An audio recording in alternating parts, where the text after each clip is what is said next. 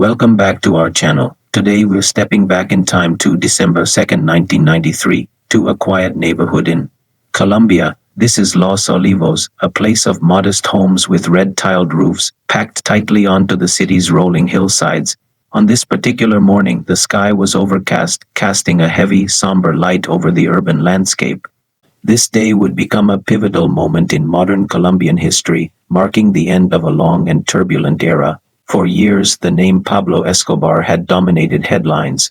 Once an immensely powerful figure, by the early 1990s, his world had shrunk. He was a man in constant motion, moving from one safe house to another, a fugitive in the very city he once controlled. The massive manhunt, a joint effort by Colombian authorities and international intelligence, was reaching its conclusion. The net had been tightening for months, isolating him from his vast empire. The morning of December 2nd began like any other in Los Olivos, but the atmosphere was tense. A middle-aged man, wearing a simple striped shirt and jeans, found himself on a rooftop, surrounded by the maze of narrow streets and familiar red clay tiles. This was the final setting. His location was discovered not through a grand raid, but through a simple human act. A phone call made to his family. That call, traced by authorities, pinpointed his exact position. From a distance, security forces began to converge on the area. There was no dramatic Hollywood showdown, but a quiet, methodical closing in.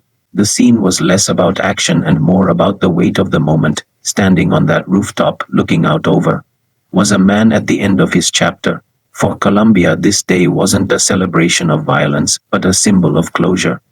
It marked the turning point, the end of a painful period and the beginning of a long journey toward healing and rebuilding.